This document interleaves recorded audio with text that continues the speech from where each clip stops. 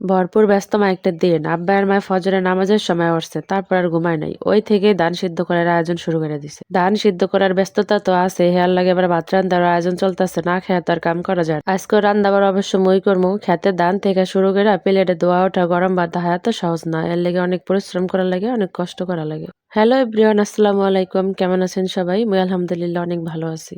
গতকাল রাইতে মায় কইয়া রাখছিল সকালে একটু তাড়াতাড়ি ঘুম থেকে উঠতে, কারণ আজকে রান্না বাড়া মোর করা লাগবো, যেহেতু মায় ধান সিদ্ধ করবো। যেই ঠান্ডা পড়ছে উঠতে তো মন চাইতে আসলো না, যেহেতু খাওয়া লাগবে ওটা তো লাগবেই। আপনি ওদিকে ঠান্ডা কেমন পড়ছে? শীতের জামা কাপড় নামাইছেন কিনা অবশ্যই কমেন্ট করে জানাবেন। মাটির চুলায় রান্না যতটা ঝামেলার কাম, খাইতো মজা বেশি, গ্যাসের তুলনায় একটু বেশি মজা হয়। তো আজকে রান্না আসছিলাম আলু আর ধনিয়া পাতা দিয়ে মাছের পাতলা ঝোল। মুই আবার সবকিছুতে ঝোল একটু বেশি পছন্দ করি। মুই রান্তাছি আর আমার বাদ্য পোলাপান দুইটা বয়া বয়া দেখতেছে। মুই রানতে রানতে ওরা না আয়া গেল, হেরা দেখতে দেখতে ওরা নিয়ে গেছে, গলা হুগাইয়া পানি খাইতে হইছে। মা যখন ব্যস্ত থাকে কোনো কামে, সবসময় মরে যে কোনো এক ধরনের রান্দা রানতে দেয়, একটার বেশি দুইটা কোনো সময় দেয় না, কারণ হে জানে ওই একটা রানতে মোর জীবন বাইরে। আলু দিয়ে মাছের ঝোল রান্দা কমপ্লিট, তারপরে বাচ্চাগুলো লেগে কটা মাছ ভাজলাম। হ্যাঁ গো, আবার কদিন ধরে রুচি পাল্টাইছে, এখন সিদ্ধ মাছ খাইতে চায় না, কয়েকদিন ধরে ভাজা খাওয়াইতাছি।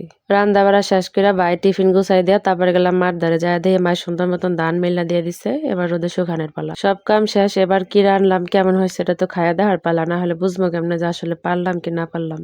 দূর থেকে চাইলে দেখা যায় যে গ্রামের মানুষ কি সুন্দর ফ্রেশ তাজা জিনিসগুলা খায়, কিন্তু এই তাজা ফ্রেশ জিনিস খাওয়ার পিছনে যে কতটা পরিশ্রম আর কতটা কষ্ট থাকে আর খোঁজার কজনে বা জানে। আব্বাই কোন রকম কয়টা খাইয়া গেছে যা ধান আনার কাজ করতে, মায় গেছে যা ধান শুকাইতে, আর ব্যস্ততা আর ব্যস্ততা।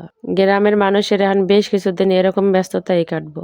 যারা ফেসবুক থেকে দেখতেছেন তারা অবশ্যই পেজে একটা ফলো দিয়ে দিবেন, আর যারা ইউটিউব থেকে দেখতেছেন তারা অবশ্যই চ্যানেলটা সাবস্ক্রাইব করে পাশে থাকবেন। আজ এ পর্যন্তই, ভালো থাকবেন সবাই, আল্লাহ হাফেজ।